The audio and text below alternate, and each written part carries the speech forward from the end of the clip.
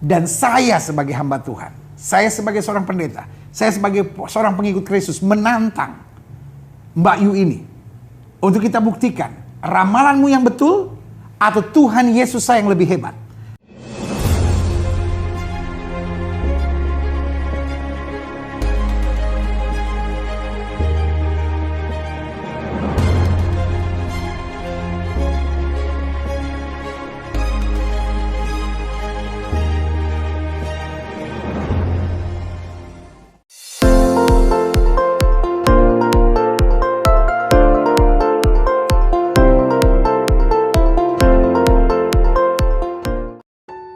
Inilah firasat yang dirasakan Mbak Yu sebelum tutup usia. Mbak Yu ramal kapan dirinya akan meninggal. Paranormal Mbak Yu tutup usia pada hari ini, Kamis 1 Juli 2021. Sebelum berpulang, Mbak Yu bisa ramal kapan mati. Kabar bahwa Mbak Yu telah berpulang disampaikan karyawan Mbak Yu. Diketahui Mbak Yu baru saja dilarikan ke rumah sakit 1 jam lalu. Nyawa paranormal kenamaan itu tak tertolong lagi. Namun untuk penyebabnya, Adi mengaku belum mendapatkan info lanjutan sebab rumah sakit belum menyampaikan pernyataan resmi.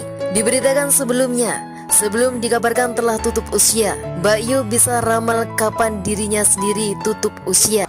Jadi saya mulai dengan Imamat pasal 11 ayat 26 bagian B. Dikatakan janganlah kamu melakukan telaah atau ramalan. Jadi saudara yang kasih dalam Tuhan, di dalam iman Kristen, ya kan, sekali lagi saya ulangi, di dalam iman Kristen, ramalan, baik ramalan nasib, ramalan tentang hari depan, ramalan-ramalan garis tangan, ramalan-ramalan kehidupan, kata Alkitab itu adalah telaah dan tenung. Dan dalam iman Kristen itu dipercaya sebagai bagian dari kerja kuasa kegelapan. Bahkan kapan mati Mbak Yu sudah tahu pun juga sebab dan akibatnya sendiri. Pengakuan Mbak Yu itu dibeberkan dalam sebuah podcast yang ia lakukan bersama Denny Darko. Jadi Mbak Yu kapan tahu akan meninggal? Tanya sang magician. Senin 21 Juni 2021. Tak perlu menunggu lama, Mbak Yu pun menjawab bahwa dirinya memang mengetahui kapan akan meninggal. Jadi Alkitab berkata iblis menyamar sebagai malaikat terang. Jadi kelihatannya begini, kelihatannya membantu, kelihatannya menolong. Tetapi itulah cara kerja iblis. Iblis itu senang show of force. Iblis itu tidak maha tahu tapi senang untuk menunjukkan dirinya kayak tahu. Supaya apa? Supaya manusia terbelenggu. Makanya Alkitab bilang pencuri itu datang hanya untuk mencuri, membunuh dan membinasakan. Jadi yang pertama dia curi perhatian kita dulu supaya kita kagum. Ya kan? Kok dia tahu ya gitu. Nah, saya mau sudah menyaksikan dulu link YouTube berikut ini dari seorang yang mungkin disebut peramal atau paranormal whatever, saya nggak terlalu mengenalnya, yaitu Mbak Yu. Dikenalnya sebagai istilah Mbak Yu yang meramalkan bahwa antara akhir Desember sampai Juli akan ada pesawat yang jatuh. Dan jelas dikatakan ada merahnya, ada birunya. Dan kemudian betul pesawat Sriwijaya, dengan segala hormat dan sedih saya dan juga simpati saya dan rasa empati saya mendoakan buat keluarga yang ditinggalkan. Tetapi Mbak Yu ini ya kan kemudian meramalkan dan kemudian terjadi. Ini kira-kira ramalannya. Dan ada juga insiden pesawat. Insiden pesawat akan ada lambang warna merahnya dan ada yang biru, cuman insidennya nggak terlalu berat yang biru, tapi yang ada warna merahnya bermasalah dan ada korban jiwa. Itu terjadi di antara pertengahan sebelum bulan Juli.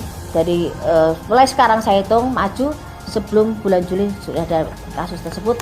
Tapi harapan saya yang saya sebutkan, kalau itu jadi kejelekan jangan sampai terjadi. Kita semua kepengen selamat, rezeki juga aman, tidak terjadi apapun itu ya, amin. Nah, sebagian saudara mungkin berpikir gini, wah ini berarti orang sakti, ramalannya tepat.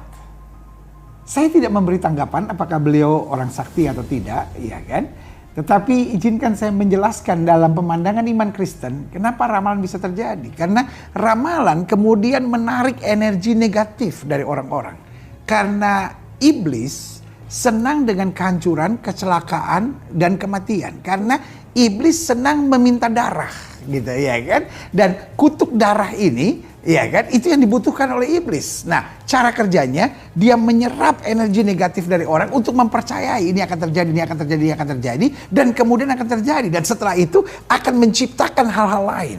Nah, kemudian ada juga ramalan yang saya juga nggak tahu apakah ini sebelum atau sesudahnya, yaitu tentang akan adanya penjarahan, kerusuhan, dan juga pergantian kepemimpinan nasional.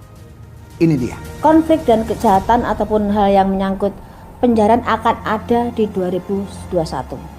Penjarahan besar, ada politik memanas, dan ada bahasa-bahasa yang mungkin sebenarnya secara politiknya mungkin pergantian presiden. Sudah mulai ada tanda-tandanya, mulai dari daerah, dari mulai ke atas sudah mulai memanas semuanya. Memang akan ada pergantian, tapi dimulai dengan adanya penjarahan, keributan, hal yang sudah diupayakan pemerintah untuk meredam semuanya memang bisa, tapi tidak bisa maksimal dengan banyaknya pro dan kontra pemerintahan sekarang. Tapi kalau kita ngomong soal pembangunan memang bagus, tapi dari sebagian masyarakat merasa karena mereka tidak bisa hidup selainnya dan mereka tidak bisa menggais rezeki seperti biasanya. Kapan akan meninggal? Iya, saya tahu. Dan meninggalnya di umur karena sakit, jawab Mbak Yu. Tentu saja. Mendengar pengakuan belak-belakan tersebut, Denny Darko seketika tampak syok. Ia pun kemudian menanyakan bahwa apakah tidak apa-apa jika pengakuan Mbak Yu itu dimaksudkan dalam podcast dan sang peramal kejawen. Ia pun kemudian menanyakan bahwa apakah tidak apa-apa jika pengakuan Mbak Yu itu dimasukkan ke dalam podcast, dan sang peramal kejawen ternyata mengiyakan. Mbak Yu mengaku berharap mendapatkan umur yang panjang, tetapi mengetahui hal itu, ia hanya ingin diberi keberkahan hidup dan kesempatan untuk berbuat baik. Sosok peramal kondang itu pun mengatakan bahwa jika menceritakan soal kematian, maka ia merasa sedih. Nah, sebagian saudara mungkin berpikir gini, wah, ini berarti orang sakti. Ramalannya tepat. Saya tidak memberi tanggapan apakah beliau orang sakti atau tidak, ya kan? Tetapi izinkan saya menjelaskan dalam pemandangan iman Kristen, kenapa ramalan bisa terjadi. Karena ramalan kemudian menarik energi negatif dari orang-orang. Karena iblis senang dengan kehancuran, kecelakaan, dan kematian. Karena iblis senang meminta darah, gitu ya kan? Dan kutuk darah ini, ya kan, itu yang dibutuhkan oleh iblis. Nah, cara kerjanya dia menyerap energi negatif dari orang untuk mempercayai ini akan terjadi, ini akan terjadi, ini akan terjadi, dan kemudian akan terjadi. Dan setelah itu akan menciptakan hal-hal lain.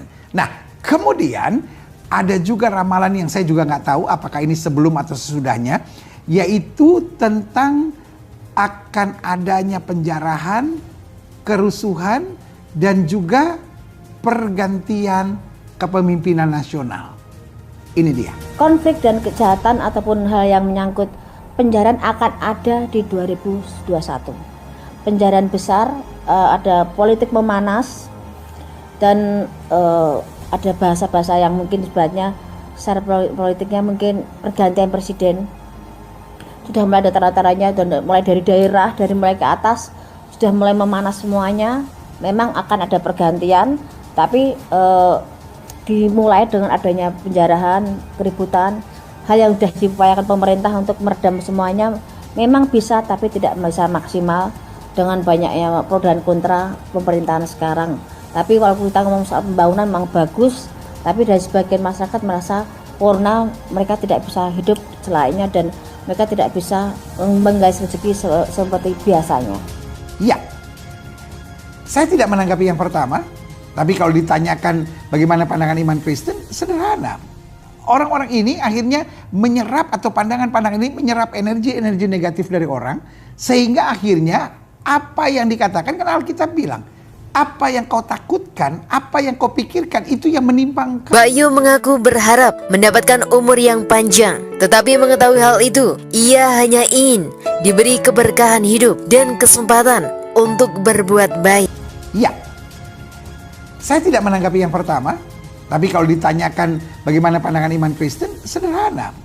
Orang-orang ini akhirnya menyerap atau pandangan-pandangan ini menyerap energi-energi negatif dari orang, sehingga akhirnya apa yang dikatakan, kan Alkitab bilang, apa yang kau takutkan, apa yang kau pikirkan, itu yang menimpa engkau. Jadi ketika manusia terserap energi negatifnya untuk mempercayai, untuk meyakini, dan itu terjadi. Nah, hal yang sama yang mau dibuat dengan ramalan ini. Dan untuk ini saya katakan ini ramalan berbahaya. Dan saya sebagai hamba Tuhan, saya sebagai seorang pendeta, saya sebagai seorang pengikut Kristus menantang Mbak Yu ini untuk kita buktikan ramalanmu yang betul atau Tuhan Yesus saya yang lebih hebat. Dan saya pastikan di dalam nama Yesus ramalannya dibatalkan.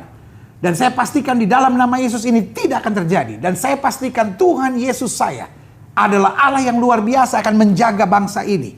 Karena bicara tentang presiden, maka buat saya adalah kehormatan bangsa. Dan untuk itu kita orang Kristen dipanggil untuk mendoakan pemerintah, mendoakan pemimpin-pemimpin kita. Dan saya bersama dengan hamba-hamba Tuhan lainnya berjanji di hadapan Tuhan untuk berdoa bagi Bapak Presiden, berdoa buat Indonesia, sehingga ramalanmu itu adalah ramalan yang kosong, ramalanmu itu adalah ramalan yang tidak terbukti, ramalanmu itu tidak akan terjadi di dalam nama Yesus.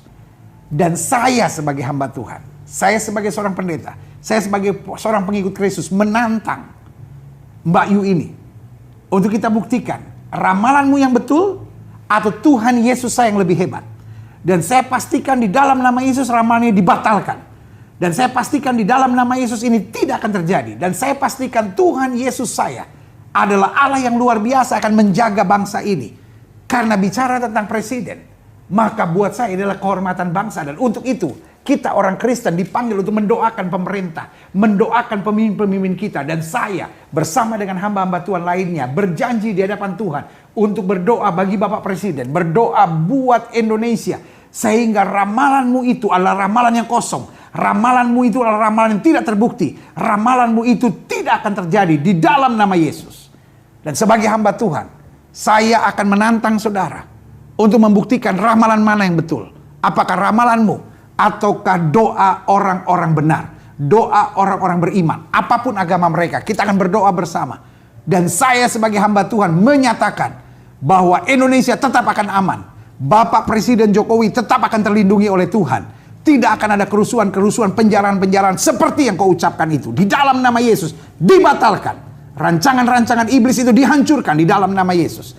Dan kami berjanji, para hamba-hamba Tuhan, untuk mendoakan negara ini. Karena itulah janji firman Tuhan. Karena di dalam iman Kristen, ramalan adalah sesuatu yang bohong. Ramalan adalah sesuatu yang dipakai oleh setan. Ramalan adalah sesuatu yang cara kerja iblis untuk mendatangkan kekacauan. Itu sebabnya saya sangat minta maaf. Saya tidak membenci siapapun, termasuk Mbak Yu. Saya mendoakan Mbak Yu untuk kembali ke jalan yang lurus.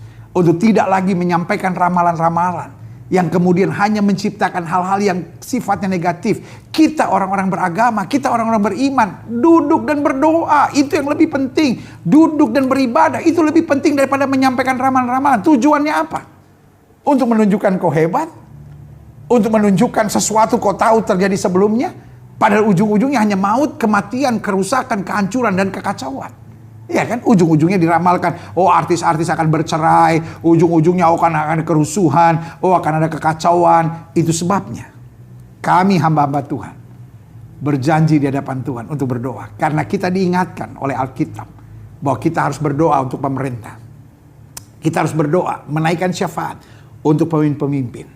Dan pada saat ini, sebagai seorang hamba Tuhan, mengajak kawan-kawan hamba-hamba Tuhan, mengajak kawan-kawan yang beriman dan percaya kepada Allah yang hidup, sesuai dengan pengakuan kita sebagai bangsa yang Pancasila, bahwa kita percaya pada ketuhanan yang Maha Esa. Karena itu kita berjuang bersama untuk berdoa buat bangsa ini. Kita tidak percaya pada ramalan-ramalan. Bahkan kita tolak, kita patahkan, kita hancurkan setiap rencana-rencana ramalan-ramalan palsu tersebut. Iya kan? Dan kita berdoa bersama supaya Indonesia tetap jaya, Indonesia tetap terlindungi, Indonesia tetap damai.